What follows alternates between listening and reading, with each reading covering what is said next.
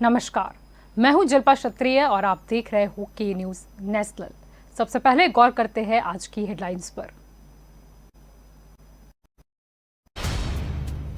संसद का मॉनसून सत्र अब तक काफी हंगामेदार रहा है। सत्र के पहले हफ्ते में लोकसभा और राज्यसभा दोनों ही सदनों में एक भी दिन ठीक से कामकाज नहीं हो पाया, तो सोमवार को भी यानी कि आज दोनों सदनों में हंगामा जारी है। कश्मीर में गुरेज से लेकर लद्दाख में करगिल तक एलओसी पर भारतीय सेना कथित हालत में 24 घंटे पहरा दे रही है। सेना यहां किसी भी हरकत का जवाब देने के लिए तैयार है। टोक्यो ओलंपिक में मेडल इवेंट्स का तीसरा दिन चल रहा है। भारतीय पुरुष तीरंदाजी टीम क्वार्टर फाइनल में साउथ कोरिया से हारकर बाहर हो गई, तो कोरिया ने लगातार 3 सेट जीतकर मैच 6-0 से अपने नाम कर लिया है। सावन का आज पहला सोमवार है। मध्य प्रदेश के महाकाल और ओमकारेश्वर ज्योतिर्लिंग के अलावा मंदसौर के विश्व प्रसिद्ध पशुपतिनाथ मंदिर में सुबह से ही दर्शनार्थियों की भीड़ लग गई है। उज्जैन में महाकाल मंदिर के बाहर उमड़ी भक्तों की भीड़ देखकर सबके लिए प्रवेश फ्री कर दिया है। कोरोना संक्रमण की तीसरी लहर को रोकने के प्रयास में सरकार और प्रशासन ज्यादा से ज्यादा लोगों का वैक्सीनेशन करने में लगा हुआ है। वैक्सीन सेंटर पर हर रोज सैकड़ों की संख्या में लोग पहुंच रहे हैं, जिसके कारण आए दिन सेंटर्स पर धक्का मुक्की और हंगामे की नौबत आ जाती है। आरपीएससी और यूपीएससी दोनों का काम एक जैसा है, लेकिन नतीजे बिल्कुल अलग। आरपीएससी में विवाद खत्म नहीं होते और यूपीएससी में विवाद पैदा नहीं होते।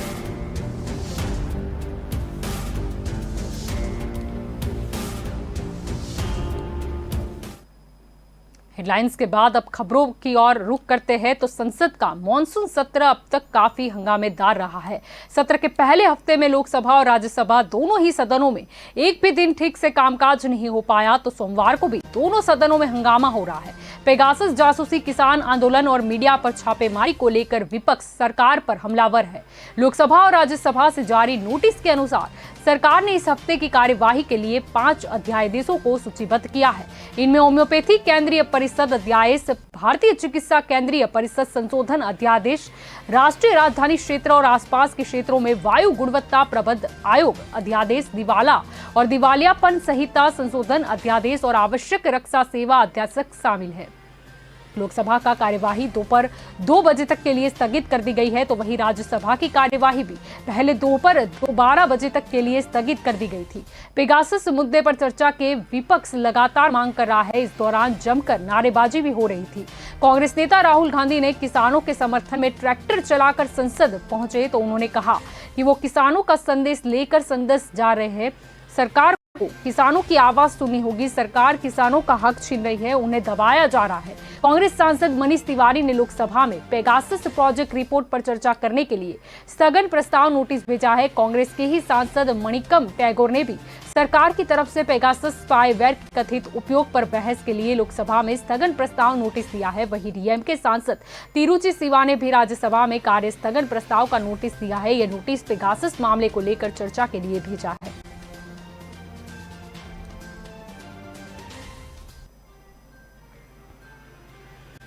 कश्मीर में गुरेज से लेकर लद्दाख में करगिल तक एलओसी पर भारतीय सेना कठिन हालत में 24 घंटे पहरा दे रही है। सेना यहां किसी भी हरकत का जवाब देने के लिए बिल्कुल तैयार है। खराब मौसम में भी ये सैनिक इन चौकियों को नहीं छोड़ते, ताकि करगिल जैसा युद्ध दोबारा ना हो। करगिल विजय को आज 22 साल पूरे हो चुके हैं। इस मौके पर आज हम गुरेज की कहानी आपके सामने रख रहे हैं। सेना की शौर्य से जुड़ी ऐसी ही कहानियां सामने आपको देखने को मिलेगी। तो श्रीनगर से करीब 135 किलोमीटर दूर उत्तरी कश्मीर के गुरेज में राजपूत रेजिमेंट घुसपैठ को रोकने के लिए तैनात है। करगिल की तरह गुरेज में हिमस्खलन का खतरा बढ़ रहा है। यह हर साल ऐसी घटनाएं होती रहती है। इस इलाके में दूसरी ओर पहाड़ों पर पाकिस्तानी सेना तैनात है। 2017 में सेना की चौकी हिमस्खलन की चपेट में आने से गुरेज में 15 सैनिक शहीद हो गए थे। इन खतरों के बावजूद सैनिक कठोर मौसम में भी वहां तैनात रहते हैं।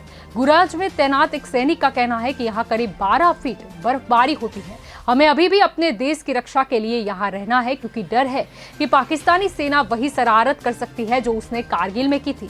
यहाँ कोई मोबाइल कनेक्टिविटी नहीं है। हम कई बार अपने परिवार वालों से हफ्तों बाद बात करते हैं। हमें सर्दियों के दौरान -30 डिग्री सेल्सियस से भी कम तापमान का सामना करना पड़ता है। गुरेज में भी सैनिक कारगिल विजय दिवस मनाते हैं।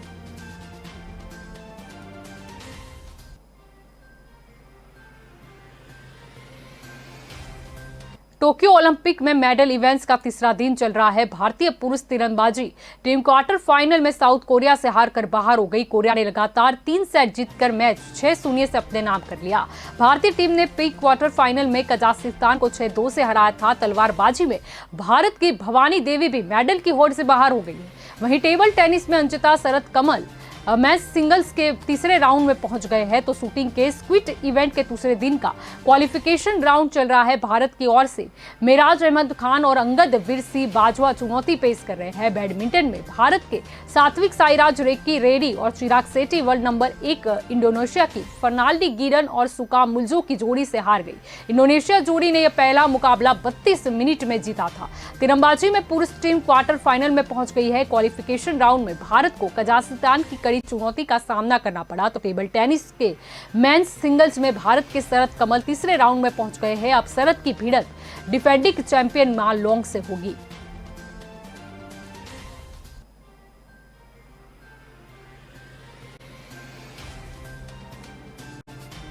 सावन का आज पहला सोमवार है। मध्य प्रदेश के महाकाल और ओमकारेश्वर ज्योतिर्लिंग के अलावा मंदसौर के विश्व प्रसिद्ध पशुपतिनाथ मंदिर में सुबह से ही दर्शनार्थियों की भीड़ लग गई। उज्जैन में महाकाल मंदिर के बाहर उमड़ी भक्तों की भीड़ देखकर सबके लिए प्रवेश फ्री कर दिया गया है।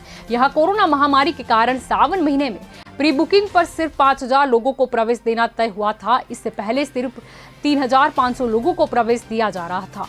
कोरोना के चलते कुछ पाबंदियां लगाई गई है। मंदिरों में प्रवेश के लिए वैक्सीनेशन सर्टिफिकेट दिखाना होगा और मास्क लगाना होगा। इसी तरह पशुपतिनाथ मंदिर में श्रद्धालु गर्भगृह के बाहर से ही दर्शन कर सकेंगे।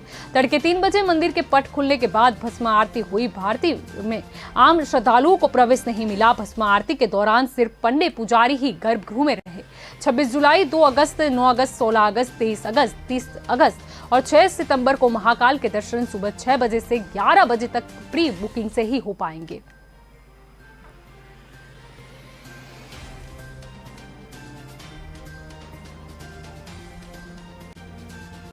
कोरोना संक्रमण की तीसरी लहर को रोकने के प्रयास में सरकार और प्रशासन ज्यादा से ज्यादा लोगों का वैक्सीनेशन करने में लगा हुआ है। वैक्सीन सेंटर पर हर रोज सैकड़ों की संख्या में लोग पहुंच रहे हैं, जिसके कारण आए दिन सेंटर्स पर धक्का मुक्की और हंगामे की नौबत आ जाती है। अब इस भीड़ में धक्के उन महिलाओं को भी झेलने पड़ रहे हैं जो पेट से गर्भवती है। इन महिलाओं के लिए सरकार की ओर से कोई अलग से व्यवस्था नहीं की गई है। वहीं दूसरी तरफ विदेश जाने वाले और वीआईपी के लिए सरकार ने अलग से वैक्सीनेशन की व्यवस्था कर रखी है। अधिकांश प्राथमिक स्वास्थ्य केंद्र और सामुदायिक स्वास्थ्य केंद्रों पर लोगों की जबरदस्त भीड़ रहती है। लोग घंटों तक धूप में खड़े रहते हैं, तब जाकर नंबर आता है। बड़ी बात यह है कि सभी सेंटर पर महिलाओं और पुरुषों के लिए अलग अलग लाइन न होकर एक ही रहती है। इस कारण गर्भवती महिलाओं को भी घंटों इंतजार करना पड़ता है, जिससे उन्हें तकलीफ होती है। राज्य टीकाकरण परियोजना के निदेशक डॉक्टर रघु सिंह ने बताया था कि सभी सेंटर पर गर्भवती महिलाओं के टीके लगाए जा रहे हैं, लेकिन इनके लिए अलग से कोई व्यवस्था नहीं की गई।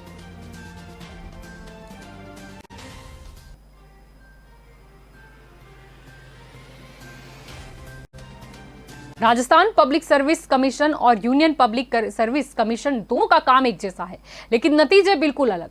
आरपीएससी में विवाद खत्म नहीं होते और यूपीएससी में विवाद पैदा नहीं होते। सदस्यों की नियुक्ति का तरीका की अगर बात करें तो पूरे देश को आईएएस, आईपीएस, आईएएफएस व ग्रुप बी सर्विसेज के अधिकारी देने वाले यूपीएससी में चेयरमैन और अन्य सदस्य राष्ट्रपति द्वारा नियुक्त किए जाते हैं और यह हर साल बिना किसी विवाद के अपनी भर्ती प्रक्रिया पूरी करता है। वही आरपीएससी में सदस्यों का चयन सीआईसी समीकरण, जाति, वर्ग इत्यादि को ध्यान में रखते हुए किया जाता है। यूपीएससी से पहले इंटीग्रेटेड डिफेंस स्टाफ के ऑफिस ऑफ चीफ की जिम्मेदारी थी। वे रक्षा सेवाओं में कई महत्वपूर्ण पदों पर सेवाएं भी दे चुके हैं। Under secretary of joint secretary रह चुके हैं। पीएमओ के में बतौर जॉइंट सेक्रेटरी भी वो रह चुके हैं।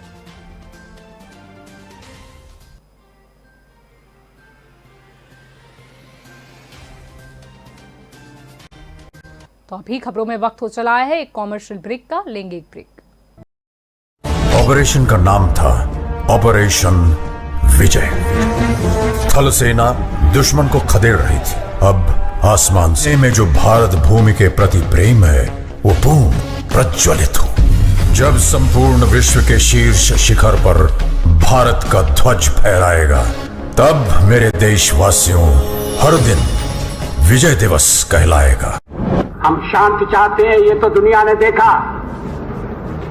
अब दुनिया ये देखेगी कि हम शांति की रक्षा के लिए और अपनी शक्ति का भी प्रदर्शन कर सकते हैं। लड़ाई के परिणाम के बारे में भी मेरे मन में कोई संदेह नहीं है। हमारी विजय निश्चित है और हम विजयी होकर दिखाएंगे। उन्होंने देश की तीनों सेनाओं को बगैर एक पल गवाए दुश्मन की गोली का जवाब गोलों से देने का आदेश सुनाया, तो भारतीय सेना ने तुरंत एक्शन लेते हुए। Welcome back. आगे खबरों पर गौर करें तो राजस्थान में मंत्रिमंडल विस्तार का कटडाउन शुरू हो चुका है। तारीख का औपचारिक ऐलान होना बाकी है। मंत्रिमंडल में 9 वैकेंसी है। इसमें 30 से ज्यादा महकमे ब्यूरोक्रेट्स चला रहे हैं। मौजूदा मंत्रिमंडल में 10 कैबिनेट मंत्री और 10 राज्य मंत्री है। सूत्रों का कहना है कि इस बार सिर्फ विस्तार ही नहीं होगा बल्कि फेरबदल भी होगा, जिसमें 6 से 8 मंत्रियों को परफॉर्मेंस के आधार पर ड्रॉप भी किया जाएगा। एक व्यक्ति एक पद का फॉर्मूला भी इसमें लागू हो सकता है और एक बार के विधायक को मंत्री नहीं बनाने के फैसले पर भी मुहर लग सकती है। कांग्रेस ने देश भर में पीसीसी में कार्यकारी अध्यक्षों की तैनाती करनी शुरू कर दी है। पंजाब, उत्तराखंड और असम में भी पीसीसी अध्यक्ष के साथ कार्यवाही अध्यक्ष बना गए हैं। राजस्थान में पीसीसी चीफ गोविंद सिंह डोटासरा के साथ 4 कार्यकारी अध्यक्ष लगाए जा सकते हैं। यह भी कहा जा रहा है कि कुछ मंत्रियों को हटाकर उन्हें कार्यकारी अध्यक्ष बनाया जा सकता है, जिससे दूसरे विधायकों को मंत्री बनाने का मौका मिल सके। मंत्रिमंडल विस्तार के साथ साथ प्रदेश में राजनीतिक नियुक्तियां भी की जाएगी, ताकि जिन विधायकों को मंत्रिमंडल में जगह नहीं मिली उनकी नाराजगी दूर की जा सके। जिला अध्यक्षों की सूची इसी महीने में आने की संभावना है। इस पर वर्किंग भी हो चुकी है।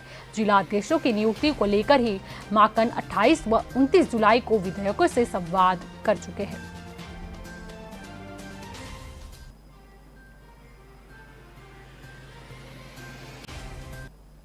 डॉक्टर दीपा के नाम का ही मतलब रोशनी था और वह भी अपने कुल परिवार की और समाज को रोशन करने वाली। पेशे से चिकित्सक, दिल से प्रकृति प्रेमी और स्वभाव से हर किसी के हक के लिए मजबूती से बात करने वाली। दीपा की जुबान से अक्सर एक बात निकलती थी कि जीवन प्रकृति की माँ के बिना कुछ भी नहीं है, और देखिए कि उस प्रकृति की गोद में ही उन्होंने अपनी अंतिम सांसें ली। दीपा की भाभी कविता ने बताया था कि अभी 3 दिन पहले वह पहली बार सोलो ट्रिप पर गई थी। चेहरे में खुशियां बिखेरे, हर किसी से जल्द लौटूंगी के वादे के साथ। उन्हें क्या पता था कि वो अपना वादा इतनी जल्दी तोड़ देगी। दीपा की मां जयलक्ष्मी छोटी बेटी के पास बेंगलोर गई है। भाई महाराष्ट्र में जॉब करते हैं तो पिता कलोनी में रहते हैं। हादसे की सूचना मिलने के बाद भाई भाभी दीपा का शव लेने के लिए दिल्ली रवाना हो गए। सोमवार सुबह दिल्ली स्थित हिमाचल हाउस में परिवारजनों को उसका सर्व सुपुर्द किया जाएगा। तो हादसे के 1 घंटे पहले दीपा ने देश के आखिरी बिंदु की फोटो सोशल मीडिया पर डाली थी। लिखा था कि मैं देश के आखिरी बिंदु पर हूँ, यहाँ से आगे नागरिकों को जाने की अनुमति नहीं है। 80 किलोमीटर आगे तिब्बत के साथ हमारी सीमा है, इस पर चीन से कब्जा रखा हुआ है। सोशल मीडिया पर सामाजिक, राजनीतिक व महिला सशक्तिकरण के मुद्दों पर सोशल मीडिया प्लेटफॉर्म के जरिए वो डिबेट करती थी। कोरोना काल में भी लोगों की जागरूकता के लिए उन्होंने कई डिबेट किए थे।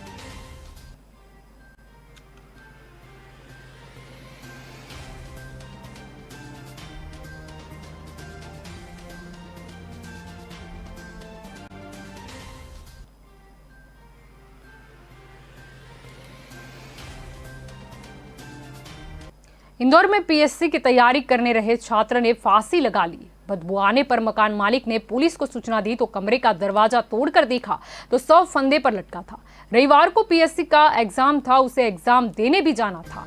वह बालाघाट का रहने वाला था, इंदौर में रहकर तैयारी कर रहा था। अभी कारणों का खुलासा नहीं हो पाया। पुलिस की माने तो भंवरकुंवा थाना क्षेत्र में दीपक खटके ने 4 दिन पहले अपने ही रूम में फांसी ली। इसका किसी को पता भी नहीं चला, क्योंकि 4 दिन बाद रविवार को पीएससी का पेपर था तो लोगों ने सोचा कि वह पढ़ाई कर रहा होगा। शनिवार रात को कमरे से बदबू आने पर आसपास के छात्रों ने मकान मालिक को बताया तो मकान मालिक ने पुलिस को सूचना दी। पुलिस ने मौके पर पहुंचकर कमरे का दरवाजा तोड़ा, अंदर देखा तो छात्र फंदे से लटका था। पुलिस ने शव का पोस्टमार्टम करवाया। छात्र ने होल कर पोलकले से पढ़ाई जो है वो पूरी करी है। फिर वह पीएससी की तैयारी करने लगा था। दीपक पढ़ने में भी होशियार था, वो अफसर बनना चाहता था। रविवार को पीएससी की परीक्षा भी थी, लेकिन दीपक के चाचा के मुताबिक घर से वो परिवार संपन्न है। पुलिस ने परिवार वालों को इसकी सूचना दे दी है और वो दिल्ली के लिए रवाना हो गए हैं।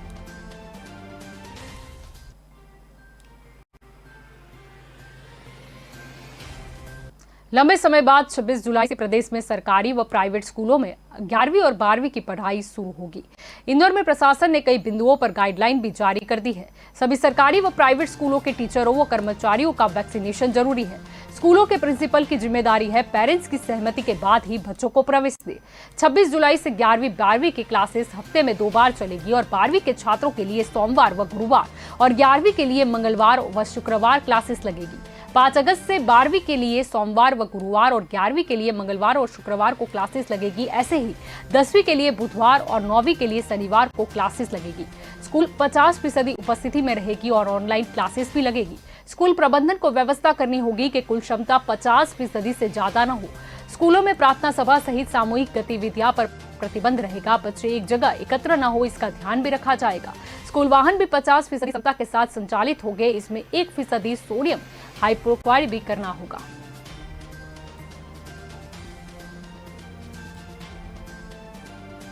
तो अभी वक्त हो चला है एक कॉमर्शियल ब्रेक का, लेंगे एक ब्रेक।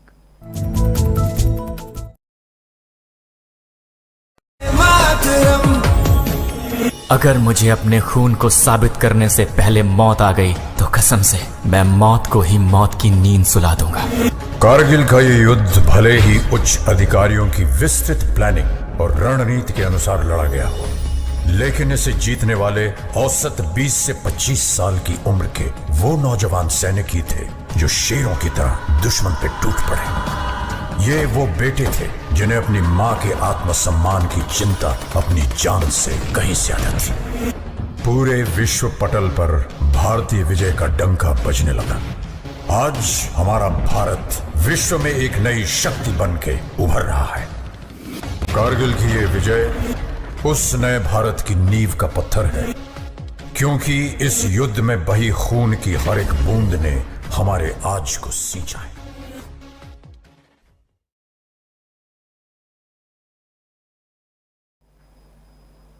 Welcome back. आगे खबरों पर गौर करें तो एमवाय हॉस्पिटल के डॉक्टरों ने दूरबीन पद्धति से सांस नली में फंसी कील निकालकर 3 साल के बच्चे की जान बचाई। ऑपरेशन करीब आधा घंटे चला। बच्चे की श्वास नली में 2 माह से कील फंसी थी। जब उसे निकाला गया तो उसमें जंग लग चुका था। नानपुर गांव में रहने वाली बच्ची के माता पिता ने बताया कि कुछ दिन पहले बच्ची की छाती में दर्द हुआ, उसे सांस लेने में परेशानी आने लगी तो वहां के सरकारी अस्पताल उसे ले जाया गया। वहां से बच्ची को इंदौर के MYH रेफर किया गया। यहाँ ENT विभाग अध्यक्ष डॉक्टर यामिनी गुप्ता ने बताया कि बच्ची का CT स्कैन कराया गया और वर्चुअल पोक्रोस्कोपी से पता चला कि कोई कील जैसी वस्तु श्वास नली में फंसी है, जिसके कारण बाया फेफड़ा हवा नहीं आने पाने के कारण चिपक गया है, उसमें मवाद भी जम गया है। इसके बाद में डॉक्टरों के मुताबिक बच्ची के सांस नली से कील जैसी पहुंची, इसकी जानकारी मां बाप को भी हासिल नहीं थी।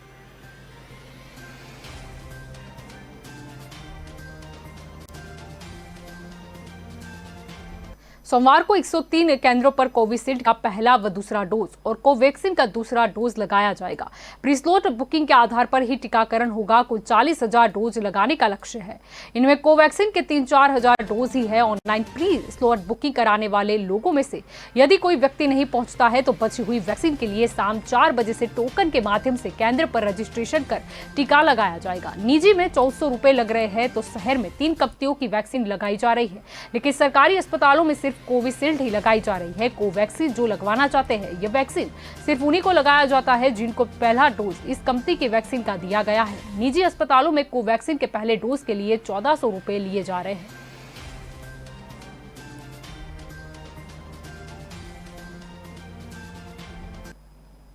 इंदौर में शराब कारोबारी गोलीकांड में नया खुलासा हुआ है। वारदात के 6 दिन बाद वीडियो सामने आया है। इसमें आरोपी सतीश भाऊ और अर्जुन ठाकुर के गुर्गे आपस में भिड़ते दिख रहे हैं। साथ ही कुछ लोग 2 लोगों को डंडे से पीटते भी दिखाई दे रहे हैं। ये वीडियो गांधीनगर नवदा पंथ के पेट्रोल पंप का है। पूरी घटना सीसीटीवी में रिकॉर्ड हो गई है। यह अभी तक साफ नहीं हो पाया कि यह वीडियो गोलीकांड के पहले का है या बाद का। फिलहाल पुलिस वीडियो की जांच कर रही है। सीसीटीवी सामने आने के बाद 2 अलग अलग तरह के तर्क सामने आ रहे हैं। कुछ लोगों का कहना है कि गोलीकांड के बाद यह विवाद हुआ। वहीं पुलिस विभाग का कहना है कि 19 जुलाई की सुबह सतीश बाबू और उसके गुर्गों ने अहाते का कब्जा ले लिया था। इसके बाद अर्जुन ठाकुर के लोगों ने यह मारपीट की थी। सीसीटीवी में जो समय दिखाई दे रहा है उससे लगता है कि घटना 3 बजे की है, जबकि अर्जुन ठाकुर सिंडिकेट ऑफिस में करीब 3:15 को पहुंचा था। करीब 3:30 को ऑफिस के अंदर गोली चली थी। सीसीटीवी फुटेज सामने आने के बाद पुलिस मामले की जांच कर रही है। वहीं पुलिस का कहना है कि कैमरे की डेट और समय में बदलाव हो सकता है। पुलिस का कहना है कि मुलजिम केवल वही रहेंगे जो सीसीटीवी में हमला करते नजर आ रहे हैं। एकेसी और भाटिया तो बचाव कर रहे हैं। दूसरी तरफ अर्जुन के भाई शुभम ठाकुर का कहना है कि भले ही मुझे सुप्रीम कोर्ट तक जाना पड़े, पर इन दोनों को मुलजिम बनाकर रहूंगा। इनके कहने पर हमला हुआ है। ठेकेदार मुकेश जायसवाल की भी भूमिका है। घटना के पहले चिंटू भी उसके संपर्क में था।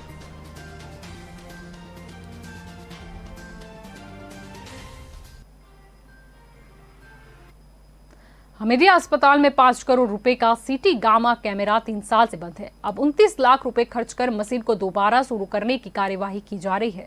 इसके बावजूद सीटी स्कैन मशीन से जांच नहीं हो पाएगी। मरीजों को जांच कराने के लिए पैसा देना होगा। इसका कारण एमआरआई और सीटी स्कैन के लिए पब्लिक प्राइवेट पार्टनरशिप मोड पर संचालित एजेंसी के साथ 2.5 साल पहले अस्पताल का 11 साल के लिए अग्रीमेंट था, जिसमें शर्त है कि अस्पताल और उससे संबंध किसी भी अस्पताल के मरीजों की सीटी स्कैन की जाँच एजेंसी से ही करानी होगी।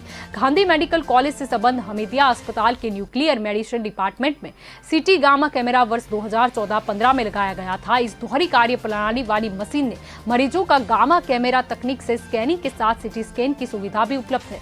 यह मशीन पिछले 3 साल से बंद है। इससे सीएमसी के तहत 29 लाख रुपए फिर से शुरू करने की कार्यवाही की जा रही है। इसको लेकर अब सवाल भी उठ रहे हैं। इतनी राशि खर्च करने के बावजूद सीटी स्कैन मशीन का उपयोग नहीं होगा, जबकि अस्पताल में पीपीपी मोड पर एमआरआई और सीटी स्कैन मशीन संचालित की जा रही है। इसके लिए बीपीएल कार्ड धारकों की जांच के प्रतिमाह लाखों रुपए अस्पताल एजेंसी को भुगतान कर रहा है।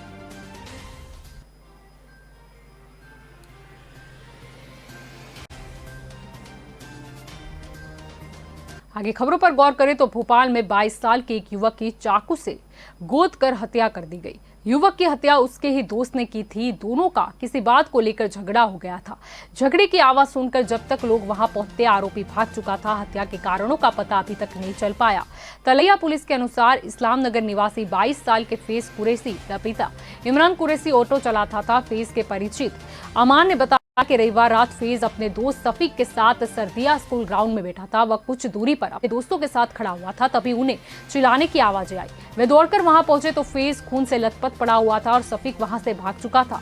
उसे अस्पताल ले जाया गया, जहां इलाज के दौरान उसकी मौत हो गई। घटना की सूचना पर पुलिस सफीक के खिलाफ हत्या का मामला दर्ज कर उसकी तलाश शुरू कर दी है। एसपी राम स्नेही मिश्रा ने बताया कि आरोपी के पकड़े जाने के बाद ही हत्या के कारणों का पता चल पाएगा। फैज के पेट में 7 से 8 बार चाकू मारे गए थे। तो खबरों में अभी बस इतना ही। ज्यादा जानकारी के लिए आप जुड़े रहे के न्यूज के साथ। नमस्कार।